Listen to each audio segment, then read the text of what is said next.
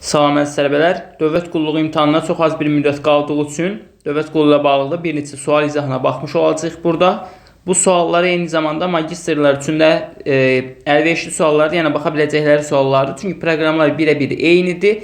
Eyni suallardan onsuz da magistr qəbulunda istifadə olunur deyə onlar da rahat şəkildə baxa bilər. İlk sualımızdan başlayacağıq izahımıza. Yazılıb ki, tapşırığı həll etmək üçün aşağıdakı iki qayda qanunluğu tətbiq edin. Birinci, kiçik ağ rəngli fiqurlar arasında müəyyən bir qayda-qanunluq müəyyən edin. Böyük qara rəngli fiqurlar arasında qayda-qanunluq müəyyən edin. Qanun uyğunluqlara əsaslanaraq doğru ola biləcək variantları seçin. Deməli, baxın, birinci verilmiş bu şəkillər arasında həm kiçik ağ fiqurlar arasında, həm də böyük qara fiqurlar arasında müəyyən bir qayda-qanunluq müəyyən etməliyəm. Sonra həmin qayda-qanunluqlara əsasən onu baxın, növbəti şəkildə tətbiq edib hansı cavab variantları alına bilərsə onları seçəcəm. Bir neçə cavab variantı alına bilər. İndi ilk növbədə baxaq daxildəki ağ fiqura. Daxildəki ağ fiqurun qayda-qanunluğu necədir? Baxın, məsələn, mən buradan belə bir ox keçirmiş olsaydım, oxum baxır sol yuxarı. Həmin oxum burada baxır hara? Tam yuxarı. Sol yuxarı baxan oxum növbəti şəkildə tam yuxarı baxıbsa, deyəcəm ki, saat əqrəbi istiqamətdə 45 dərəcə hərəkət var. Deməli, ağ fiqurun hərəkətləri necə oldu? Ağ yazıram bura, qoşu nöqtə qoyuram. 1. Saat əqrəbi istiqamətində 45 dərəcə hərəkət. Bəs mən başqa bu şəkildə necə keçə bilərəm? 45 dərəcə hərəkətdən başqa. Baxın, belə bir qayda-qanunluqla tətbiq etmək olar. 45 dərəcə saat əqrəbi istiqamətində yox, tərsinə fırladaram. Bu ox düşünərəm ki, baxın, bura baxır. Axı, təyin edə bilmərəm bunun hansı ucu burada hardadır. Aşağı baxmış olsa, sol yuxarı baxan oxum növbəti şəkildə tam aşağı baxıbsa, bu olacaq 135 dərəcə. Deməli, ya saat əqrəbi istiqamətində 45 dərəcədir, ya da əksinə 135 dərəcədir. İki cür fırlana bilər. Bu getdi. İndi gəlin qara fiqurlara, böyük qara fiqurlara baxaq. Deməli, böyük qara figurum budur. Ya deyəcəm ki, olduğu kimi qalıb, heç nə dəyişməyib. Bir hal bu. Və ya, məsələn, bu oxum burada yuxarı baxır, düşünürəm ki, burada sağa baxır. Yəni, 90 dərəcə aşağı da bilər. Sabit qala bilər, heç nə dəyişməz. 90 dərəcə saat əqrəbi istiqamətinə və ya əksinə aşsa da eyni şeyə gəlib çıxacaq. Və ya 180 dərəcə dəyişsə də hər iki istiqamətə fərqi yoxdur. Yenə eyni şəkil gəlib alınmış olacaq. Bununla yanaşı 360 dərəcədə fırlansa eyni şeyə gəlib çıxır. Çünki simmetrik bir fiqurdur. 90, 180 və ya 360 dərəcə neçə dərəcə fırlatsam eyni fiqur alınacaq. Və ya deyəcəm ki, sadəcə sabit qalır. Bununla yanaşı sağa doğru güzgə əks etmiş ola bilərəm. Və ya yuxarı doğru güzgə əks etmiş ola bilərəm ki, eyni bu şəkil alınmış olsun. Yəni, burada güzgə əksi də ola bilər. Bir neçə hal mümkündür. Hər ikisi ödəyən cavab variantlarını götürmüş olacağım. Gələk birinci şəklə. Baxın, burada verilmiş şəkilimiz, ağ fiqurumuz necə hərəkət edir? Ya saat əqrəbi istiqamətində 45 dərəcə, ya da əksinə 135 dərəcə. Baxın, saat əqrəbi istiqamətində 45 dərəcə bu hərəkət etsə hara baxar? Oxum düşünə ki, bu nöqtədən yuxarı baxır, burada sağa baxacaq. Üçbucaq sağa baxmalıdır, daxildəki ağ üçbucaq. Baxın, elə birinci şəkildə baxıb. Eyni zamanda böyük qara fiqur məsələn sabit qalıb tutaq ki, bu qayda-qanunluq ödəyib və ya 360 dərəcə fırlanıb eyni yerə gəlib. Deməli, həm qara fiqurun qayda-qanunluğu ödəmiş olur. Baxın, qara fiqur burada sanki desək ki, elə birinci hal ödəyir, olduğu kimi qalıb. Yenə birinci şəkildə bu üçbucağım olduğu kimi qalıb. Daxildəki fiqur dedik ki, saat əqrəbi istiqamətdə 45 dərəcə hərəkət edir. Baxın, bu fiqur 45 dərəcəsində 90 dərəcə yox, biz indi 90 dərəcə hərəkət etdirdik. 45 dərəcə hərəkət etsə hara baxmalıydı? Sağ yuxarı baxmalıydı. Amma birinci şəkildə tam sağa baxıb, deməli, əslində bir yanlışdır. Heç bir halda, baxın, biz 90 dərəcə bu şəkili fırlatmırdıq. Ya saat əqrəbi istiqamətində 45 dərəcə, ya da əksinə 135 dərəcə fırladırdıq. O halda tam sağa heç bir halda baxa bilməz. Baxın, 5-də də tam sağa baxıb, 5 də yanlışdır. Qaldı 2, 3 və 4. Baxırıq cavab variantlarına 1 və 5-i siləndə nə qalır? 2, 3 və 4 qalır. Gəlin 2-ni sübut edək. Baxın, dedik ki, 45 dərəcə hərəkət edir daxildəki ağ fiqur. Alır bu vəziyyəti.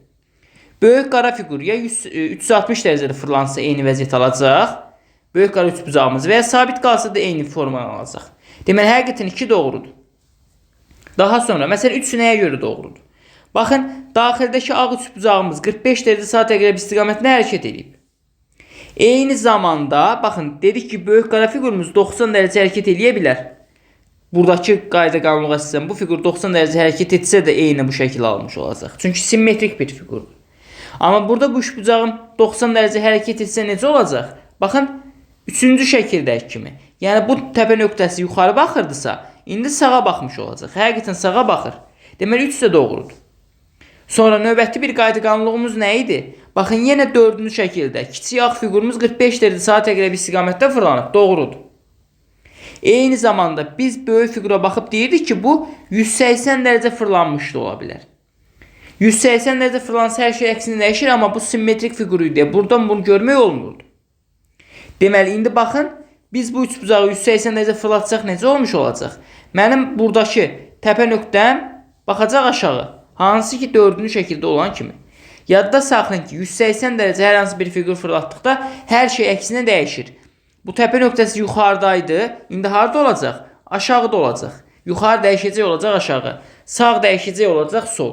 Həqiqətən həmin təpə nöqtəsi burada aşağıda verilib. Deməli, 4 də tamamilə doğrudur.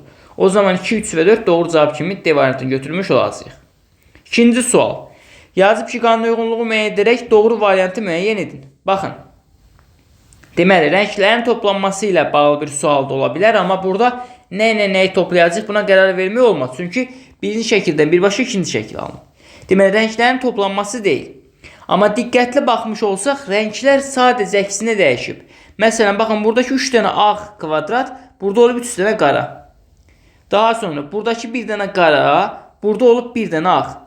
Daha sonra, buradakı bir dənə ağ, burada olub bir dənə qara. Baxın, bu şəkildə davam edir. Buradakı qara, burada olub ağ. Buradakı ağ, burada olub qara. Deməli, sadəcə rənglərim əksinə dəyişib. Baxın, buradakı qaralara baxsaq görərik. Buradakı qaralar burada çevrilib olub ağ. Məsələn, bu ağlar burada çevrilib olub qara. Sadəcə rəngləri əksinə dəyişmişəm. Bu zaman gəlib variantları seçsəm. Baxın, aşağıda belə el hərfinə bənzər ağ fiqurlarım var. Bunlar olmalıdır qara. Gəlin baxaq. El hərfinə bənzər aşağıda qara figurum olmalıdır. Baxın, burada nədir? Ağdır. Ağ olaraq qalıb yanlışdır. Baxın, neçə dənə figurdan ibarət idi? Neçə xanadan ibarət idi həmin hissəm? 2 dənə yuxarı, 3 dənə aşağıda bu vəziyyətdə. 2 dənə solda, 3 dənə aşağıda. İndi gəlib baxıram variantlara. Elə buna baxan kim çıxacaq? Baxın, orada solda verilən 2 dənə ağ olub 2 dənə qara. Amma aşağıda 3 dənə qara ağ olmalı idi və ya qara olmalı idi. Ağı idi, qaraya çevrilməli idi. 1, 2, bu da 3 olmalı idi, amma ağ rəngdə verilib yanlışdı, olduğu kimi qalıb. Baxın, burada 2 dənə qara olmalı idi. Tutaq ki, doğrudur. Amma burada da 3 dənə qara olmalı idi. Baxın, bitişik. Burada o mərkəz ağ verilib deyə yanlışdır. Növbəti. Y variantda, baxın, burada 2 dənə nə verilməlidir? Qara verilməlidir, amma bunlardan biri ağdır. Y yanlışdır. Deməli, C variantı doğru olmuş olacaq.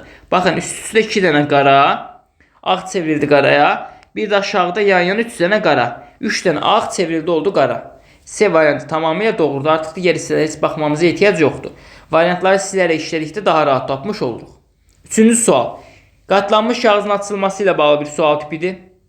Dedik ki, bu tip suallarda ilk növbədə sonuncu kəsiyi tapmaq lazımdır. Qırıq xətləri mənə göstərir ki, əvvəlcə kağız sağdan sola qatlandı. Sonra yuxarıdan aşağı qatlandı. Daha sonra baxın, bir daha yuxarıdan aşağı və aşağıdan yuxarı qatlanıb. Kiçik qatlar olub amma. Deməli, sol aşağı bu hissədə belə bir kəsi aparılıb. Gəlin baxaq, görək hansı variantda sol aşağıda təxmini olaraq o kəsi verilib. Diqqətli baxmış olsaq, baxın, sanki buradadır həmin kəsiyimiz. Biraz daha bu xətlərimizi uzatsaq, sanki burada həmin kəsi verilib. Artıq bir cavab variantlarına baxmış olduqda, daha doğrusu tam burada deyil, bir daha qatlanıb, baxın, tam bura düşüyor əslində kəsiyimiz. Baxın, burada belə bir qatımız verilib. Bütün cavab variantlarına baxanda bunu görmək olur hələ ki. Hamısında sanki eyni vəziyyət var. Deməli, sonuncu kəsik bütün cavab variantlarında doğrudur. Biz nəyə baxmalıyıq? Artıq simmetriyə baxmalıyıq. Birinci, bu kiçik qatlar boyunca yuxarı və aşağı mənim burada nələrim var? Simmetriyam var. Mən baxın, bu aşağıdakı qat boyunca bu şəkil aşağı doğru atsam, buradakı kəsik hissə və ya buradakı fiqur keçməlidir bura. Amma A-da keçməyib. Deməli, A variantı yanlışdır. Daha sonra baxın, Y-də keçməyib. Y variantı yanlışdır. D-də keçməyib. D variantı yanlışdır. Yəni buradakı bu hissəm bu qat boyunca simmetrik burada olmalı idi. Amma yoxdur. Deməli daha sonra mən nə etməliyəm? Növbəti baxmalıyam digər hissələrə. Burada da diqqət yetirin. Baxın bu fiquru görürsünüz burada. Bu fiqur gəlir sanki bura düşür. Burada biraz məsafəsi qalır. Buradakı boşluğu baxın. Baxın bu boşluğu nəzərə almaq lazımdır. O boşluq sanki gəlib düşüb bura. İndi mən həmin qat boyunca aşağı güzgək etsəm, bu qat boyunca. Bu boşluq bura düşəcək. Burada kəsiyi simmetrik olaraq baxın düşmüş olacaq hara? Bura. Belə bir simmetrik kəsiyi alınacaq. Gəlib indi cavab variantlarına baxacağım. Bu kəsiyi simmetri harda var? Baxın B variantında var. Həqiqətən C variantında var. Hər iki variantın ikisi də doğru görsənir.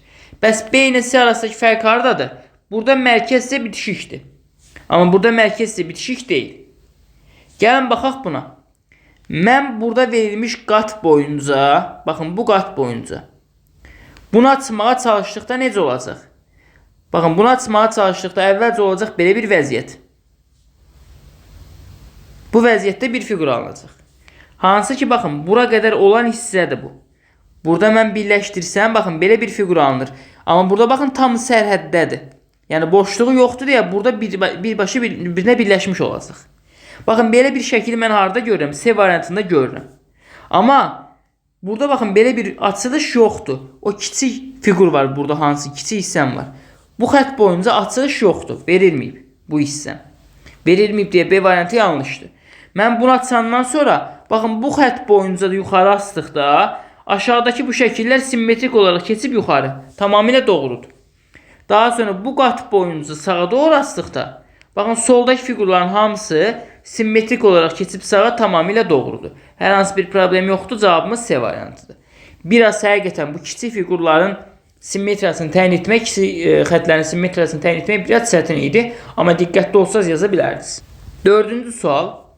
Saat əqrəbin əksi istiqamətinə 270 dərəcə fırlanma göstərilib. Baxın, mən bir nöqtədən başlayıb 360 dərəcə fırlansam, yenə eyni nöqtəyə gəlirəm. Saatın əksinə 270 dərəcə fırlansam, baxın, gəlirəm hara? Bu nöqtəyə. Bəs bu nöqtəyə mən daha tez necə çata bilərdim? Saat əqrəbinin əksinə 270 fırlanmaqdansa, saat əqrəbi istiqamətinə 90 dərəcə fırlanardım. Çünki bura 360'dır, bura 270'dir sanki. Aralarındakı fərq nə qədərdir? 90 dərəcədir. Deməli, saatın əksinə 270 fırlanmaqdansa, saat əqrəbi istiqamətinə 90 dərəcə fırlanaram. Deməli, mən bu verilmiş fiquru saat əqrəbi istiqamətinə 90 dərəcə fırladacam. Gəlin baxaq bir variantlara. 90 dərəcə fırlandıqda necə olurdu? Yuxarı baxan oxum sağa baxırdı. Məsələn, yuxarı sağa baxan oxum aşağı sağa baxırdı. Burada 90 dərəcə alınmalıydı saat əqrəbi istiqamətində. İndi cavab variantlarına baxırıq. Deməli, diqqətlə baxmış olsaq, baxın, mənim bu mərkəzdəki qara fiqurum saat əqrəbi istiqamətinə fırlanmamsa, mərkəzdəki dairəm daha doğrusu, qara hissə sola baxırdısa, indi qara hissə baxmalıdır yuxarı. Mərkəzdəki dairənin. Qara hissə sola baxırdı, indi qara hissəsi yuxarı baxmalıdır. Ada baxın, qara hissə aşağı baxıb. Yanlışdır. Y variantında sol tərəfə baxıb olduğu kimi qalıb yanlışdır. Baxın, bir dənə şəkillər silsən 2 variantı sildik. Daha sonra. Baxın, yuxarıda olan bu şəkillərim 2 dənə kvadratım. Yuxarı doğru baxır. Saat əqrəbi istiqamətdə fırlatsaq hara baxmalıdır? Sağa doğru baxmalıdır. Deməli, gəlib baxıram ki, D variantında yenə yuxarı doğru baxır. Yanlışdır. D variantını sildim. Sağa doğru baxmalıydı, bu hissədə olmalıydı. Çünki yuxarı doğru baxan oxum növbəti şəkildə sağa doğru baxmalıdır. Saat əqrəbi istiqamətinə 90 dərəcə aşırsam. Deməli, D-ni sildik. Əlimizdə qaldı B və hansı variant? C variantları. Axı biz demişdik ki, bizim bağlantımız qopmamalıdır. Şəkil bütöv fırlandıqda bizim bağlantımız qopmur. Yəni, tutaq ki, mənim belə bir oxum var. Baxın, mən bunu 90 dərəcə fırlatdıqda yenə bu dairə oxun arxa hissəsinə bitişik olmalıdır. Fiqur bütöv şəkildə fırlanır çünki. Bu zaman baxıram ki, mənim bu ağ kvadratımın ağ hissələri içəriyə doğru baxır. Deməli, 90 dərəcə saat əqrəbi istiqamətini aşırsam, yenə içəriyə doğru baxmalıdır. Baxın, C variantında çölə doğru baxıblar. Deməli, yanlışdır.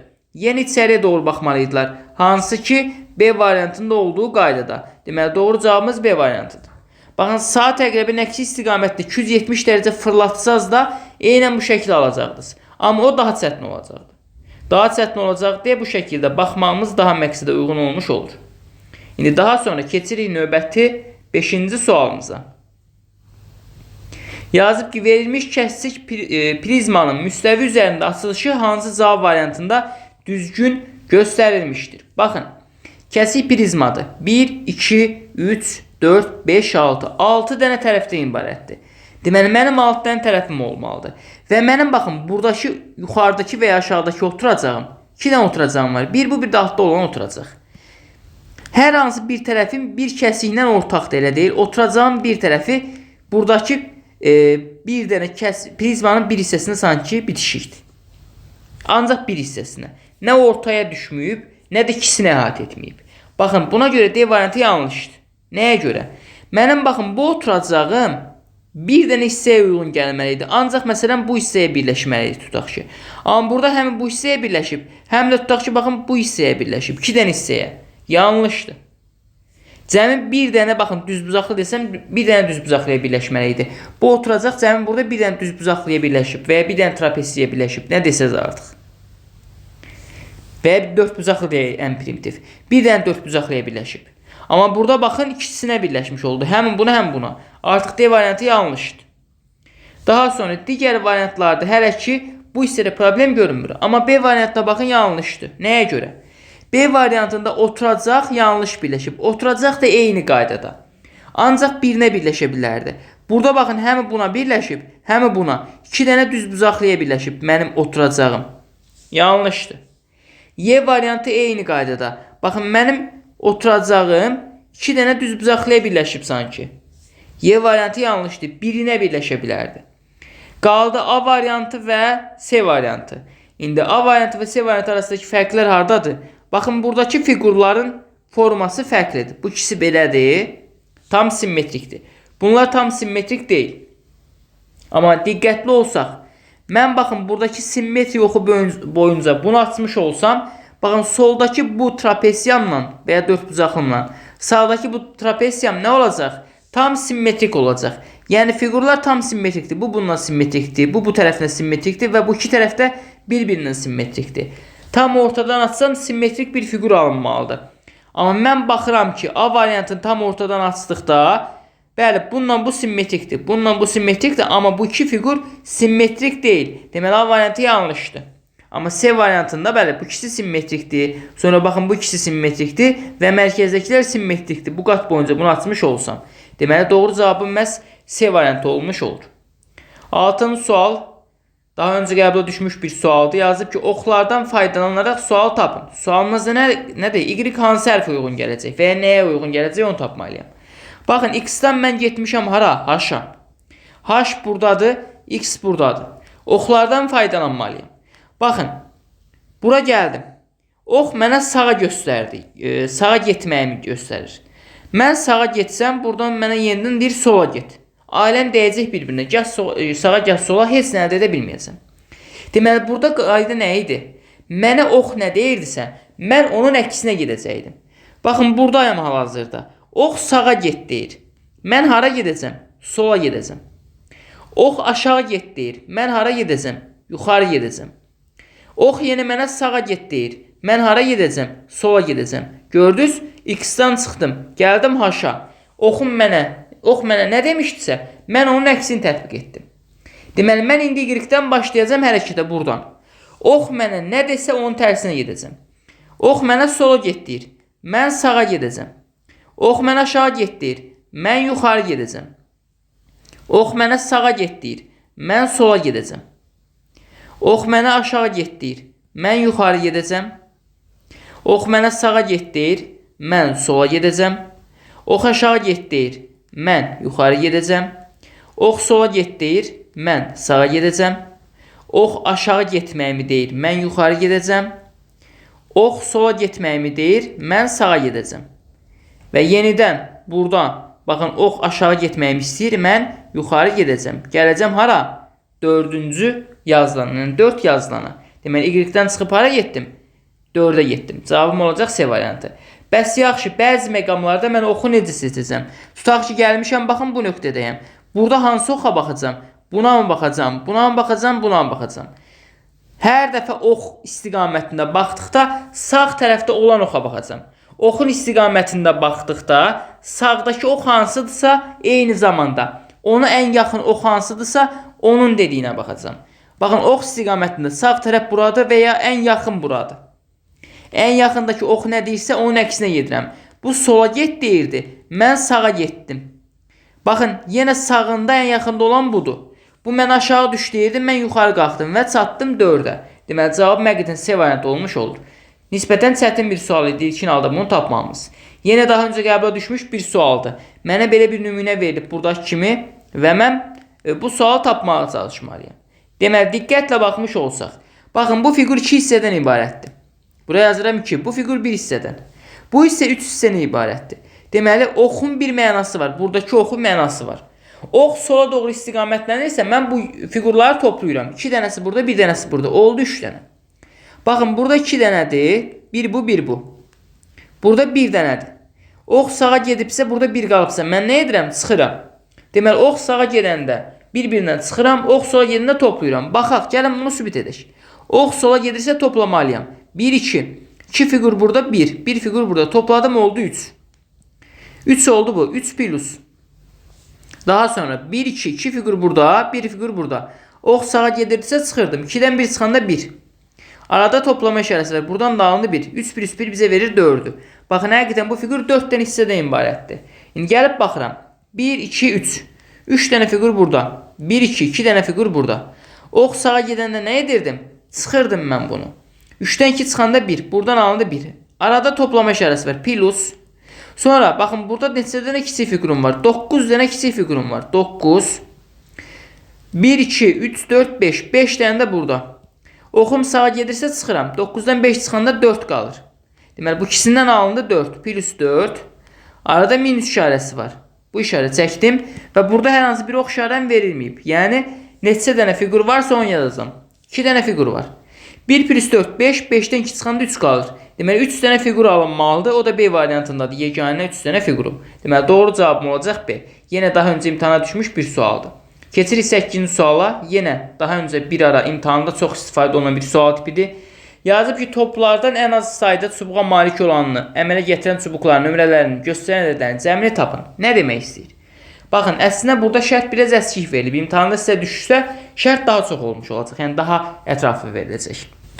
Deməli, qaydamız necə olacaq? Baxın, bizə 12 dənə çubuq verilib. Birinci çubuqdan 12-ci çubuğa qədər. Biz bu 12 dənə çubuğu müəyyən dəstələrdə birləşdirməliyik. Bütün çubuqların hamısını. 2 dəstə alınır, 3 dəstə alınır, 5 dəstə alınır, fərqi yoxdur. Necə birləşdirəcəyik? Bağlantılara baxacağıq. Baxın, birinci çubuqdan bir bağın başlayıb buradan, bir bağın başlayıb buradan. Hansından başlasaz olar? Bir problem yoxdur, eyni nöqtəyə gələcəksiniz son nəticədə. Elə tutaq ki, yuxarıdan baxın, buradan başlayıram. Bu nöqtədən. Buradan başlayıram, bağım gəlir hara? Düz 11'ə. 11'də yükü gördünüz, burada dayandı. Deməli, birinci çubuq 11-ci çubuqla bağlandı. Sonra, baxıram ki, 11-ci çubuqdan aşağıdan bir bağ başlayır, gəlir, düz bura. Neçənin çubuğa? 5-ci çubuğa. 11 ilə 5 bağlandı. Baxın, buradan aşağı düşəndə görürəm ki, burada 5-ci çubuqdan bir bağ başlayır, gəlir hara? 9-cu çubuğa. 5-dən 9 bağlandı. Sonra buradan yuxarı qalxanda görürəm ki, burada 9-cu çubuq bağlanıb 12-ci çubuqla. 9-cu çubuq bağlandı 12-ci çubuqla. Davam edirəm. Yuxarı qalxanda burada görürəm ki, 12-ci çubuğum bağlanıb nə ilə? Gəlirəm tam sola. Gördünüz, burada dayandı. 3-cü çubuqla. Növbəti. 3-cü çubuqda baxın, buradan bir bağ başlayır. Gəlir hara? 6-cı çubuğa. Deməli, 3 də bağlanıb 6 ilə. Sonra 6-cı çubuqdan baxın, biraz yuxarı gəldiyində görürəm ki, burada bir bağ başlayır. Bu bağ gəlir hara? 4-cü çubuğa. Biraz sərgəli çəkin. Baxın, buradan gəldi 4-cü çubuğa. Burada dayandı. Sonra 4-cü çubuqdan baxın, buradan bir bağ başladı. Gəldi hara? 7-ci çubuğa. Növbəti. 7-ci çubuqdan baxın, buradan bir bağ başlayır. Və gəlir hara? 1-ci çubuğa. Əla. Gördünüz, 1-ci çubuqdan başladım, 1-ci çubuqda bitirdim. Bu 1-ci çubuğu 2 dəfə yazmama ehtiyac yoxdur. Deməli, bu mənim oldu 1-ci dəstəm. Birinci çubuqda başladım, birinci çubuqda bitirdim. Dəstəm tamamlandı. Elə həmin çubuğu bir dəfə yazmağım kifayətdir. Verilmiş çubuqlar məndə bir dəstə əmələ gətirdi. Mən nə vaxta qədər dəstələri qurmağa çalışacağam? Bütün çubuqları istifadə edənə qədər. Bu mənim birinci dəstəmdir. Amma məsələn, mən burada ikinci çubuğu istifadə etməmişəm, 8-i istifadə etməmişəm. Deməli, onları da istifadə etməyə çalışmalıyam. Ardıcıl gedək. Elə ikinci çubuq yoxdur deyə ikinci çubuqdan başlayıram. Baxın, buradan bir bağ başladı. Gəldi hara? 8-ci çubuğa. 2-dən 8-ə. Sonra baxıram ki, 8-dən baxın, ən aşağıda burada bir bağ başlayır. Gəlir hara? 10-cu çubuğa. 8-dən gəldim 10-a. Sonra 10-dan baxın, burada bir bağ başladı. Bu gəldi tam 2-yə. Gördünüz yenə 2-dən başladım, 2-də bitirdim. Deməli, mənim ikinci dəstəm də tamamlandı. Artıq bu ikinci çubuğu 2 dəfə yazmama ehtiyac yoxdur. Bir dəfə yazmalıyam mütləq. Bu da oldu ikinci dəstəm. Əgər bütün çubuqları mən dəstələrə yerləşdirmişəmsə, bir problem qalmır artıq. Yəni, növbəti başqa bir dəstə axtarmayacağam. Baxın, 1-2-ni istifadə etdim, 3-ü, 4-ü istifadə etdim, 5-i, sonra baxın, 6-nı istifadə etmişəm, 7-ni istifadə etmişəm, 8-i istifadə etmişəm. Diqqətlə baxsaq, bütün dəstələrin, bütün çubuqların hamısını 2 dənə dəstədə birləşdirmişəm. Əsas məsələ bu dəstələri yaratmaqdır. Dəstələrdə necə yaratdıq? Bağantlara baxdıq. Baxın, bu bir bağdır. Buradan başlayır. Harada dayanırsa, o çubuqla birləşir. 1-11 ilə birləşdi. 1-dən burada bir bağ, 11-dən burada bir bağ başladı. Gəldi hara? Tam bura dayandı. Deməli, 5 ilə birləşdi. 1-11-5. Bu qayda davam etdi. Suala keçmiş olsaq, deyir ki, ən az sayda çubuğa malik olan dəstəni əmələ gətirən çubuqların nömrələrini göstərən ədədlərin cəmini tapın. Ən az sayda çubuq hansı dəstədədir? İkinci dəstədədir. Cəmi 3 dənə çubuq var. Mənə deyir, bunların nömrələrinin cəmini tapın. Yəni 2 plus 8 plus 10. Bu bizə verəcək 20-ni. Cavabımız nə olacaq? 20 D variantı olmuş olacaq. Bir ara dövlət qulunun məşhur suallarından da ona görə izahat sizin üçün vacibdir. Keçirik 9-cu suala. Yenə imtahanlı sualdır. Baxın, bu fiqurdan 4 alınıb. Bu fiqurdan ikincidən 27 alınıb. Mən bunun mənalarını başa düşdükdən sonra tətbiq etməliyəm hara? Aşağı bu hissəyə. Deməli, qayda qanunumuz əslində nə olacaq? Baxın, bu fiqurun mənası 2-dir. Ədədlərə baxanda ədədlər tanış ədədləri tutmaq olurdu. Yəni, burada bir qüvvətlə, kvadratla, kubla alınan ədədlərdir. Baxın, bu fiqurun qiyməti 2-dir. Və burada harada durub? İkinci xanada. Birinci xana, ikinci xana. Qiymət 2-dir. 2 üstü 2 bizə neçəni verib? 2 üstü 2 bizə verib 4-ü. Baxın, bu fiqurun qiyməti 3-dür. 1, 2, 3. Üçüncü xanada durub. 3 üstü 3 bizə neçəni verəcək? Yəni 3-ün kubu, 27-ni. Növbəti, bu fiqurun qiyməti 4-dür. 1, 2, 3, 4. 4-cü xanada durub. 4 üstü 4 bizə neçəni verəcək? 256-nı. Bu fiqur bizdə 5-dir. 5 deməkdir. 1, 2, 3, 4, 5. 5-ci yerdə durub həmin fiqur. 5 üstü 5-də 3125 verəcək. Artıq 5 üstü 5-i bir də hesablamamıza ehtiyac yoxdur. Əvvəldən biz onsuz da qayda qanunu görə bilirdik. Hardan bilə bilərdik bəs bu fiqurların qiymətləri? Bu şəkildə ifadə olunub. 4 deyən dağılı nə gəlirdi? 2 üstü 2 gəlirdi. Deməli, bu da 2-dir, bu da 2-dir. İkinci xanada durduğu üçün. 2 üstü 2 4-ü verdi. İndi düşəcək aşağı. Sadəcə bəzi məqamlarda diqqətli olmalıyıq. Bunu bir daxıra qədər yazmayacağım, vaxtımız yetməsin deyə. Bu drop işarəsi bölmə deməkdir. Yəni, buradan alınan qiyməti buna böləcəyik. Bu işarət çıxmadı, bunu görə bilirik. Əsas məsələ, baxın, bunları təyin etməkdir. Bu nə idi bizdə? 2 idi. Bəs bu nə demək idi bizdə? Bu da bizdə 3 demək idi. Deməli, 2 üstü 3 bizə neçəni verir? 8-i verir. Deməli, buradan alınan, baxın, bunun mənası nə deməkdir? 8 deməkdir. Bu tipli yerlərdə diqqətli olmaq lazımdır sadəcə. Keçib həll edirik. Baxın, bu fiqurun qiymətinə biz nə demişdik? 4 demişdik, elə deyil, o hissə olan dairədə. Bunun qiyməti 4 idi, bunun qiyməti 5 idi. 4 üstü 5. Drop işarəsi bölmə deməkdir, bölünsün. Bu 4'dür, bu 2'dir. Bu fiqura biz 2 demişdik. 4 üstü 2, 16. Elə 4 üstü 2 yazıram. Arada çıxma işarəsi var, çıxılsın. Yenə baxın, drop varsa bölmə olacaq. Bu 4'dür, bu 5'dir. 4 üstü 5 bölünsün. Bu bizdə 2'dir, bu da 5'dir. 2 üstü 5. İndi bunu sadələşdirək. Baxın. 4 üstü 5'i 4 üstü 2'ye bölmək. Böldükdə nə edirəm? Qüvvətləri çıxıram bir-birindən. 4 üstü 5'i bölürəmsə 4 üstü 2'ye. Bu nə deməkdir məndə? Bir kənardan yazacağım artıq. Baxın, bunun açılışını yazacaq. Belə. 4 üstü 5 bölünsün 4 üstü 2. Bu bərabərdir 4 üstü 5 çıxılsın 2-yə. Bu da bizə neçə verəcək? 4 üstü 3'ü vermiş olacaq. Deməli, buradan alındı 4 üstü 3. 4'ün kubu. Çıxılsın. İndi baxıram bura. 4 üstü 5'i mən necə yazaram? 2 qüvvətə gətirəcəm. Əsasları eyniləşdirəcəm. Bu bərabər olacaq 2 üstü 2 üstü 5. Yəni 2 üstü 10. Bu bizə verəcək 2 üstü 10'u. Daha sonra. Burada da nə yazılıb? 2 üstü 5 yazılıb. Bölünsün 2 üstü 5. Bu nə deməkdir? 2 üstü 10 çıxsın 5 deməkdir. Yəni 2 üstü 5'i verəcək. Oldu 2 üstü 5. İndi eyni zamanda 4'ün kubu. Bunu 2 əsasdan yazsam bizə neçəni vermiş olur? 2'nin kvadratı 4'ün 4. Eyni zamanda burada da bir 3'ün var.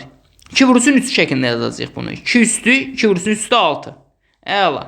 Bərabərdir 2 üstü 6 çıxılsın 2 üstü 5'ə. İndi 2 üstü 6 çıxsın 2 üstü 5. 2 üstü 6 bizə verəcək 64'ü. 2 üstü 5 bizə verəcək 32'ni. 64'dən də 32 çıxan elə 32 almış olacaq. Deməli cavabımız nə oldu? 32 olmuş oldu. İndi diqqətlə baxaq. Burada cavab variantımız. Bunun davamı da var imiş mi? Burada yoxsa 2 dəfə mi düşüb bu sual? Bir dənə dəqiq baxaq buna. Eyni sualdır mı? Eyni sualdır. Əslində 2 dəfə düşüb bu hissəmiz. Yəni əslində bu şəkildə buradakı şəkil eynidir. Yəni biz bunu həll etdik neçə aldıq? 32 aldıq və ya 2 üstü 5 aldıq. İndi gəlin görək cavab variantlarından hansı 2 üstü 5'ə uyğundur? Bu 4'dür. Bu neçə idi bizdə? Ortasında x olan. Biz ona neçə yazmışdıq? Ortasında x olan. İndi gəlib baxırıq 3 yazmışdıq. Bu bizdə 3'dür. 4 üstü 3 birincidən. Bu 2'dir, bu da 2'dir. 2 üstü 2 bölünsün 2 üstü 2. 4 üstü necə yaza bilərik? Bu 2'nin kvadratı 4 üstü 3 2 üstü 6 deməkdir. Bayaq yazmışdıq. 2 üstü 6'nı 2 üstü 2'yə bölürüksə 6'dan 2'ni çıxırdıq. 2 üstü 4'ü verirdi. Bu bizdə 16'dır. 32 alınmadı. A variantını silirəm. Növbəti keçirən B variantına. Bu bizdə 4 idi. Yoxsa 5 idi. Diqqətlə baxaq. 4 olmalı idi bizdə həmin figur. Bəli, o figur bizdə 4 idi. İndi bu 4 üstü 4 deməkdir. 4 üstü 4 də eyni zamanda nə olacaq? 4 2'nin kvadratı deməkdir. Plus burada üstünə 4 də yazanda bu 2 üstü 8 olur. İndi bu bizə verir 2 üstü 8'i. Arada bölmə işarəsi var. 2 üstü 8 bölünsün. Bu nədir? 2'nin kubudur. 2'nin kubuna. 8'də 3 çıxacaq burada. Yəni 2 üstü 8 2 üstü 3'ə böləndə qüvvətlər əsaslar eyni olduğu üçün qüvvətləri bir-birindən çıxıram. Bölmə işarəsidirsə. 8'də 3 çıxanda 5. 2 üstü 5'də bizə neçəni verir?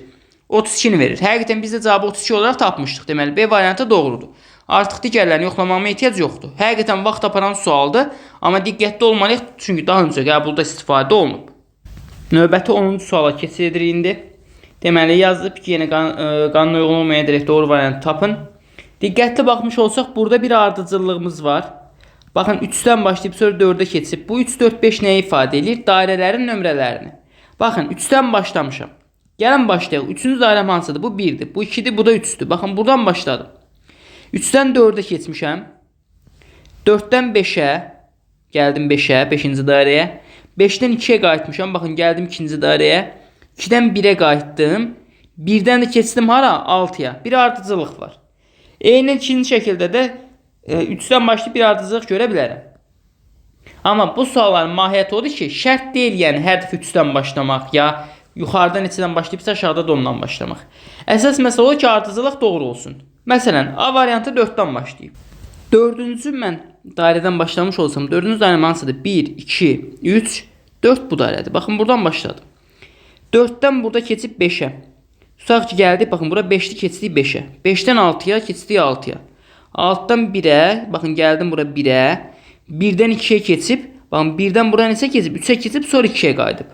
2 ilə 3'ün ardıcılığı doğru deyil. 1'dən 2'yə keçməli idi. Bu ardıcılıq doğru olsa, buradan 3'ə gəlməli idi. Belə bir ardıcılıq olmalı idi. Amma bu ardıcılıq pozulub, bu variantı yanlışdır. C variantına baxaq. 4'dən başlayıb, C variantı doğru olmalı deyə çox vaxt itirməmək üçün birbaşa onu göstərəcəm. 4'dən başladı. 4'dən gəldi 2'yə. Baxın, gəldi 2'yə. Tərsinə, saat əqrəb istiqamətinə, əksinə istədiyim istiqaməti gedə bilərəm. 4'dən 2'yə gəldi, 2'dən gəldi 3'ə. 3'dən gəldi 1'ə. 1-dən gəldi 6-ya, 6-dan qayıtdı 5-ə. Həqiqətən ardıcıllıq doğrudur. Yəni şərt deyil 4-dən başlamaq, 3-dən, 5-dən, hardan istəsəz başlaya bilərsiniz. Əsas odur ki, axıra qədər ardıcıllıq doğru getsin. C variantda 4-dən başlayanda axıra qədər ardıcıllıq doğru gedir, deməli C variantı doğrudur. Artıq B-ni, D-ni yeni yoxlayanda görəcəksiniz ki, burada ardıcıllıq pozulub. Hər hansı bir hissədə ardıcıllıq doğru deyil. Onlar artıq yoxlamıram vaxt getməsin deyə və keçid edirik növbəti 11-ci sualımıza. Yenə daha öncə qəbula düşmüş sualdır. Baxın, bunker sualdır. Burada olmuş qum dənəcikləri sanki, baxın, bu açıq hissədən tökülür aşağı. Və bura gələndə, bu ayrıca gələndə, yarısı sola gedir, yarısı sağa. Bunu saymış olsanız, burada bütövlükdə 32 dənə qum var. Qum dənəcik sanki. Mən buradan aşağı bunları tökəndə 16-sı düşür bura, 16-sı düşür bura.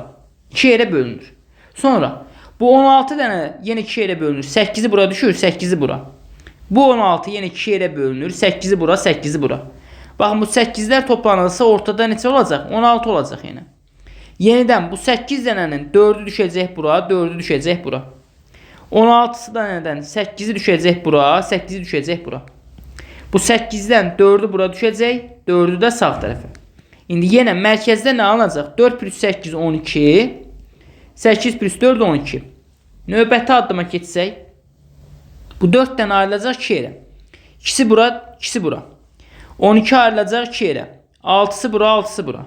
Yenə 12 ayrılacaq 2 yerə. 6-sı bura, 6-sı bura. 4 dənə ayrılacaq 2 yerə. İkisi bura, ikisi bura. Bura qədər bildik. İndi 2 plus 6 8. 6 plus 6 12. 6 plus 2 8. Yenidən bu 2 dənə baxın, heç bir yerə ayrılmadan hamısı düşəcək bura. 8 dənədən 4 dənəsi bura düşəcək, 4 dənəsi bura düşəcək. 2 yerə ayrılıb. Baxın burada. 12 dənədən 6-sı sola, 6-sı sağa. 8 dənədən 4-ü sola, 4-ü sağa. 2 dənədən biri sola, biri sağa. İndi 4 plus 6 10. 6 plus 4 10. 4 plus 1 5. Deməli son nəticədə qum dənəcikləri necə paylandı? 2, 4, 10, 10, 5 və 1 ardıcığı ilə. Deməli elə A variantı doğru cavab variantı olmuş olacaq. Çətin bir sual deyil, diqqətli baxmış olsaz rahat yaza biləcəyiniz bir sualdır. Sadəcə diqqət yetirin. Hər dəfə baxın, belə nüanslarda verilmiş qum dənəcikləri 2 yerə ayrılır. 8-i sağa düşür, tutaq ki, 8-i sola düşür. Sonra baxın, burada toplananlar, buradan 4'ü gəlmişdi, buradan 8 gəlmişdi. 12 olaraq burada birləşiblər. Bunlara diqqət vermiş olsaz, elə də çətin bir sual deyildi. 12-ci suala baxırıq. Qanuna uyğun olmayan edərək doğru variantı tapın yazılıb. Baxın, sanki bu qollar birləşir içəriyə doğru. Buradakı verilmiş qol alınır. Bu zaman birinci yerdə duran simvolum sol tərəfdə budur, sağ tərəfdə birinci yerdə duran budur. Soldan sağa yazırıqsa biz mənalı mənasız nə yazırıq yazaq? Hər dəfə sol tərəfdəki, ən soldakı birinci simvol olacaq. Ən sağdakı da sonuncu simvol olacaq. İndi burada birinci simvolum 1'dir, burada birinci simvolum B-dir. Burada isə birinci simvolum 2'dir. Yəni 1 və B-dən mən nə almışam? 2 almışam. Sonra ikinci simvol 7'dir, ikinci simvol 2'dir. Burada isə ikinci simvolum 9'dur. 7 və 2'dən nə almışam? 9 almışam. Deməli bunları toplayıram mən. 1 ilə B-ni toplayanda 2 alıram, 7 ilə 2'ni toplayanda 9 alıram. Burada B-nin qiyməti nə olur? O zaman avtomatik 1 olur. Amma diqqətli olsaq bütün hərflərin qiyməti 1'dir. Necə görə bilərdim bunu? Burada sonuncu rəqəmim 6'dır. Sonuncu simvolum burada C-dir. 6 ilə C mənə birləşib nəyi verib? 7'ni verib. Deməli mən hər hansı bir rəqəmlə, ədədlə bir hərfi toplayanda nə alıram hər dəfə? Bir vahid böyüyünü alıram. Deməli bütün hərflərin qiyməti nədir əslində? 1'dir. Ədədin üstə hərf gəlmişəmsə, həmin ədədin bir vahid böyüyünü alacam. Belə də düşünə bilərik. Ədədləri də toplamaq normal şəkildə olacaq. İndi, baxın, M-lə mən 0'ı toplamışam. M-lə 0 toplayanda nə alırdım? Deməli, ədədin üstə 1 gəlirdim sadəcə sanki. Bu ədəd 0 idi, üstə 1 gəldim, oldu 1. Deməli, 1 ilə başlayıram. Sonra, K ilə 1'i toplayanda nə alıram? Ədədin üstə 1 gəldim, hərfin mənası 1'dir. 1 plus 1 bizə verir 2'ni. Növbəti. Bu 0'dır, bu da 0'dır. Sıfırlar toplayanda nə alınacaq? 0 alınacaq. Daha sonra 2 ilə 4 toplayacağım, nə alacağım? 6 alacağım. Növbəti 0'dan 1 toplayıb nə alacağım? 1 alacağım. P ilə bu bizdə nədir? 8'dir. Toplayıb nə alacağım? 9 alacağım. 4 ilə 5 toplayıb nə alacağım? 9 alacağım. Ən sonunda 4 ilə n hərfini toplayıb nə alacam? 5 alacam. Çünki 4 plus n o deməkdir ki, ədədin üstə 1 gələcəm. 4 plus 1 və ya hərfin qiymətini hərf və 1 olaraq götürəcəm, fərqi yoxdan sərf. O zaman 4 plus 1 bizə verəcək 5-i. Bu ardıcıllıq da aldığımız ardıcıllıq harada verilib bizə? C variantında verilib. Deməli, doğru cavabımız olacaq məhz C variantı. Növbəti 13-cü sual. Yazıb ki, güzgüdən saata baxan şəkildəki vəziyyəti görür. Əgər güzgüdən saata 10 dəqiqə əvvəl baxılsaydı, hansı vəziyyət görünərdi? Oxşar suallar dəfələrlə dövlət qulu imtahanına düşüb, biraz fərqli formalarda düşə bilir, amma mahiyyəti birə-bir eyni qaydada yazılır. Nələri bilməlisiniz? Baxın, mən tutaq ki, əvvəlcə bu saatı yazmağa çalışıram, saatın ədədlərini. Bura saat 12-dir, bura 1-dir, 2-dir, 3-dür, 4-dür, 5-dir, bu qaydada elə deyil, 6, 7, 8, 9, 10 və 11. Bu qaydada olacaq. Amma yadda saxlayın ki, mən güzgüyə baxanda nə edirdim? Hamısının əksini görürdüm. Birbaşa tərsini görürdüm. Yəni, əslində bu 1 deyil. Bu nədir? Tərsidir, 11-dir. Deməli, bu zaman qiymətlər necə dəyişəcək? Baxın, bu olacaq 11. Daha sonra, bu olacaq 10. Bu olacaq 9. Bu 8, 7. Sanki tərsinə yazacağım və ya bu neçədir? 1-dir. Bu 2-dir, bu 3-dür, bu 4-dür, bu 5-dir, bu 6-dır. Tərsinə yazdım sanki qiymətləri. Əvvəlcə bura 1 idi, bura 11 idi. İndi baxın, bura 11 oldu, bura 1 oldu. Tərsinə dəyişdim. Axı, mən güzgüdə baxıram saata. Bu halda mənə deyir ki, güzgüdə saata baxan şəkildəki vəziyyəti görür. Əgər güzgüdən saata 10 dəqiqə əvvəl baxılsaydı, hansı vəziyyət görünərdi? İndi mən burada güzgü əksini düşünüb, real saatı necə tapa bilərəm? Baxın, normalda saat neçədir? Hal-hazırda real saat 3-dür. Yəni, siz buranı 9 olaraq düşünə bilərsiniz, amma tərsinə baxırsa, deməli, neçədir burasında? 3-dür. Deməli, real saat 3-dür və bu da məndə dəqiqə əqrəbidirsə, bura neçə olacaq? Baxın, bu bir 5 dəqiqəni keçib, növbəti burada da olsun bir 2-3 dəqiqə, 2 dəqiqə olar. Tam yarı deyil. Deməli, burada mən nə deyəcəm artıq? 3-ə artıq işləyib nə qədər? 3-ə işləməyib daha doğrusu. Normal vəziyyətdə bəli, biz bu tərəfdə işlənmiş deyirik, bu tərəfdə qalmış deyirik, elə deyil. Amma tərsinə baxırıq axı biz. Güzgüdə baxdığımız üçün tərsi olacaq. Deməli, burada da qalmış olacaq. 3-ə bir 7 dəqiqə qalıbsa, dedik ki, bu 5-dən 1-ə çoxdur. 6-7 dəqiqədir. Deməli, 3-ə 7 dəqiqə qalıbsa, 7 dəqiqə qalıb. Bu halda deyir ki, 10 dəqiqə əvvəl baxılsaydı, hansı vəziyyət görünərdi? Aha, indi biz burada nə olacaq? Tutaq ki, bizdə saat 14, 53 elə deyil. Yəni, 3-ə 7 dəqiqə qalma 14, 53 deməkdir. Biz indi 10 dəqiqə əvvəl baxanda bundan 10-u çıxmayacaq. Şəkil üzərində fokuslanıb baxacaq. Çünki biz güzgüdə baxırıq buna. İndi baxın. 10 dəqiqə əvvəl olmuş olsaydı necə olardı? Normalda necə hərəkət edəcəm? Bu istiqamətdə, saat əqrəb istiqamətdə hərəkət edəcəm, nə deyil? Saat irəli gedirsə. Saat geri gedirsə, məsələn, nə edəcəm? Saat geri gedirdirsə, bunu geri çəkməli olacaqdım. Amma mən güzgüdə baxıram deyə 10 dəqiqə əvvələ qayıdıramsa, bu səfər irəliyə doğru çəkirəm. Əksini. Yadda saxlayın ki, güzgü əksinə baxırsınızsa, saatda hər şey əksini edəcəksiniz. Yəni, normalda mən irəli getmək üçün bunu nə edirdim? Bu dəqiqə əqrəbini irəliyə doğru apardım, elə deyil bu şəkildə. Amma indi geriyə getmək üçün aparacam. 10 dəqiqə əvvəl gəlib hara düşmüş olacaq? Baxın, bura neçədir? 7-dir, elə deyil, 7 dedik buna. Yəni, 3-ə 7 dəqiqə qalmışdı. 10 dəqiqə əvvəl 3-ə neçə dəqiqə qalmış olardı? 3-ə 17 dəqiqə qalmış olardı. 3-ə 17 dəqiqə qalmış olan variant bizdə harada verilib? Gəlib ona baxacaq. Normalda 3-ə 7 dəqiqə qalıbsa, 10 dəqiqə əvvəldə 3-ə 17 dəqiqə qalıb. Bu halda, baxın, dedik ki, bu istiqamətdə hərəkət edirik. Geri getmiş olsaq, güzgüdə baxırıq deyə. Normalda bəli, bu istiqamət irəli hərəkətdir, saat əqrəb istiqamətində. Amma mən güzgüdə baxdığım üçün buna geri deyəcəm. İndi baxın, 10 dəqiqə təxminən bu qədər vaxt deməkdir. Deyil arada 2 dənə 5 dəqiqəlik vaxt deməkdir. Yəni, gəlib təxminən düşəcək bu hissəyə. O da bizdə harada verilib? Yəni, A variantına verilib. Deməli, doğru cavabımız nə olacaq? A variantı olmuş olacaq. Biraz həqiqətən çaşdırıcı sualdır. Çünki güzgü əksi ilə baxdıqda hər şeyin əksinə baxacam deyə biraz vaxt aparan və çaşdırıcı sual ola bilər. Əslində vaxt aparan deyil, sadəcə çaşdırıcı sualdır. Deyir ki, teorini həll edib birinci sırada rənglənməmiş xanalarda yazılmış hərfləri seçin. Birinci sırada, yəni burada rənglənməmiş xanalar tapmalıyam. Deməli, teoride əsas təməl qaydalardan biri bizdə nə olmuşdu? Eyni hərflər və eyni rəqəmlər arasında qalan hərf və ya rəqəmi biz silməyəcəyik, ağdarıya alacağıq. Normalda sildiyimiz xanaların üstünə x çəkirik, silmədiklərimizi bu şəkildə ağdarıya alırıq. Ümumi Turing qaydası burada uzun getməyəcəm, çünki vaxtımız yoxdur o qədər. İmtahanda onsuz da yazılacaq, daha geniş şəkildə şərti verəcək sizə. Amma şərti bilməyinizə ehtiyac yoxdur. İndi tətbiq etdiyim qaydalarla rahat şəkildə yazmaq olar. Baxın, bu bir də sətdə çətindir. Dedik ki, iki dənə eyni hərf arasında qalan hərf, yəni buradakı D hərfi, mütləq nə olmalıdır? Ağ dairəyə alınmalıdır, silinə bilməz. Mahiyyəti nədir, onu da deyim.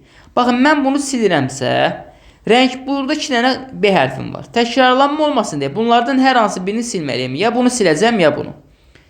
Mənim Hitori'də belə bir şərtim var ki, iki dənə silinmiş və ya iki dənə rənglənmiş xana yanaşı gələ bilməz. Nə bu şəkildə, nə bu şəkildə yanaşı gələ bilməzlər. Yəni, hər hansı bir tərəf boyunca bunlar bağlana bilməzlər. Amma mən burada bu B-lərdən hansını silsəm, o D ilə bağlanmış olur. Deməli, mən burada heç bir adı D-ni silə bilmərəm. D-ni alacam ağ dairəyə. İndi, sətir və sütun boyunca başqa D hərfi varsa, mən mütləq onu silməliyim. Amma baxıram ki, yoxdur. Deməli, başqa yerdən oxşar bir ipucu axtarmalıyam. Amma baxsaz artıq görməyəcəydiniz başqa eyni qaydanı. Məsələn, ona görə deyirdim ki, nisbətən çətindir. Amma elə bir nüans görmədikdə mütləq baxın, belə yerlərə baxın, bu tipli hissələrə baxın. Ən küncdə olan eyni hərflərə. Bunlarla işlədikdə sürətli şəkildə cavab tapmaq olur. Baxın, mən bunu gəlib dairəyə almış olsam, nə etməliyəm? Buradakıları təkrarlanmasın deyə silməliyəm. O zaman mənim burada ağ dairəyə aldığım hissə blokadada qalmış olur.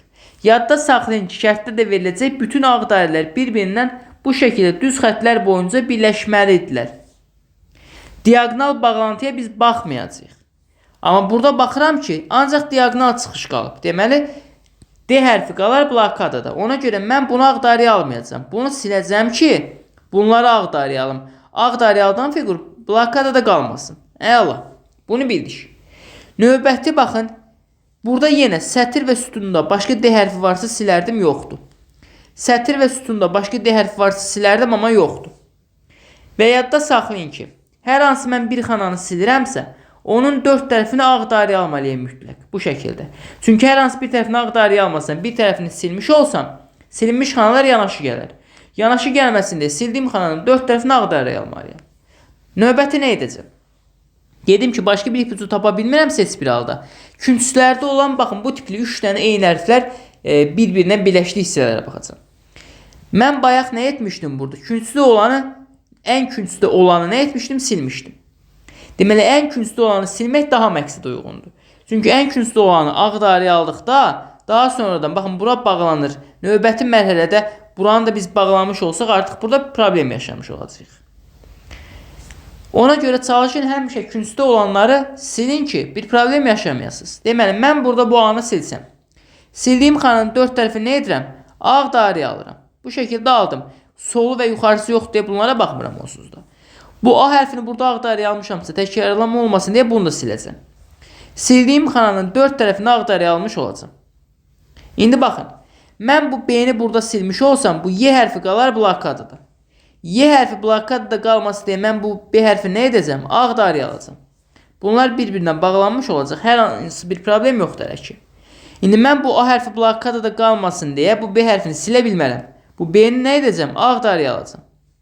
Baxın, bunların da bir-birindən bağlantısı oldu. Bu B-ni ağ dairəyə almışamsa, aşağıdakı bu B-ni siləcəm. Sildiyim xananın dörd tərəfini ağ dairəyə alıram.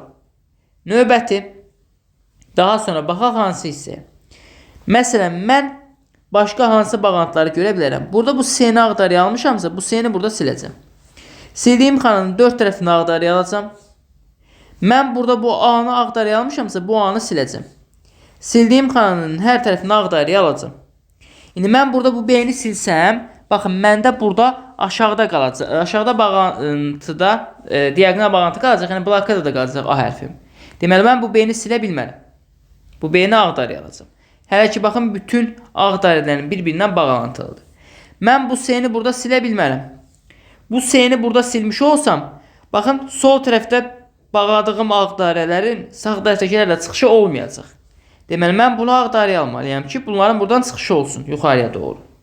Davamına baxmış olsaq, nələri görmək olardı? Deməli, Təkrarlanmalarımız olmamalıdır. Baxın, burada A hərfini ağdarıya almışamsa, buradakı A hərfini siləcəm. Sildiyim xananın 4 tərəfini ağdarıya aldım. Daha sonra, baxın, mən növbəti buradakı hərfləri silməyə çalışmalıyam və ya silməməyə çalışmalıyım. İndi necə olacağını qərar verməyə çalışacağıq. İndi diqqətlə baxmış olsaq, sətir boyunca baxdıqda, burada B hərfini ağdarıya almışıqsa, bu B hərfi silinməlidir. Növbəti indi.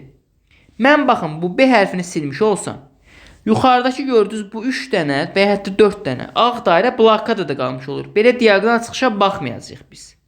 Biz ancaq düz xətt boyunca çıxmalıyıq. Deməli, buradan çıxış üçün mən bu B-ni silməyəcəm, ağ dairə şəklində saxlayacağım. Bu zaman hamısının bir-birinə bağlantısı olur.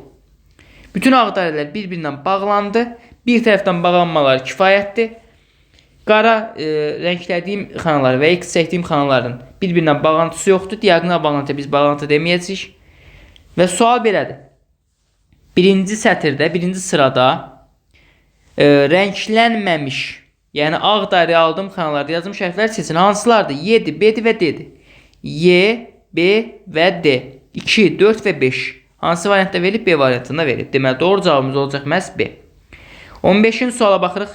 Yazılıb ki, 27K plus A vurulsun 3D plus 7 hasilini 9 ədədini böldükdə alınan qalığı tapın. Mən indi bu vuruqları ayrı-ayrıqda 9-a da bölüb qalıqları taparam, sonra bir-birinə vuraram. Və ya birbaşa bunları vurub açaram, sonra 9-a bölərəm. Elə ən yaxşısı tam aydın başa düşmək üçün gəlin bunları vurub açaq. Bu zaman nə alınacaq? 27K-nı 3T-yə vuranda alınacaq 81KT. Plus 27K-nı 7-yə vuranda nə alacaq burada? 7 dəfə 7 49, 7 2 14, 9 4 7 18 189K. Plus növbəti 6-nı vursaq 3T-yə 18T. Plus 6-nı vursaq 7-yə 42, plus 42. İndi alınan ifadəni mən 9-a bölürəmsə, ayrı-ayrıqda bir-bir hamısını 9-a bölə bilərəm. Baxın, 81 KT-ni 9-a böləndə mən nəyi tapmalıyam? Qalığı. Qalıq alınmır. Çünki K ilə T-nin qiyməti nə olur olsun, 81 9-a bölünür deyə burada qalıq qalmayacaq. Deməli, buradan qalıq çıxmadı. 189-u 9-a böləndə yenə qalıq çıxmayacaq. Çünki tam bölünür. Deməli, 189-da artıq 18-də 2 dəfə 9-da 1 dəfə. Yəni 21 dəfə alınır, tam bölünür. K-nın qiyməti natural ədəd olduğu üçün nə olur olsun qalıq alınmayacaq. Tam böldüyünə görə. 18-i 9-a bölmək olur tam. T natural ədəddir deyə buradan da qalıq alınmayacaq. Əldə qaldı 42. 42-ni 9-a bölündə qalıq alınacaq. Neçə dəfə? 4 dəfə 9 36. 42-dən 36 çıxanda 6 qalır. Deməli, verilmiş bu hasili 9-a böləndə qalıq nə alınacaq? Y variantda verilmiş 6 alınmış olacaq.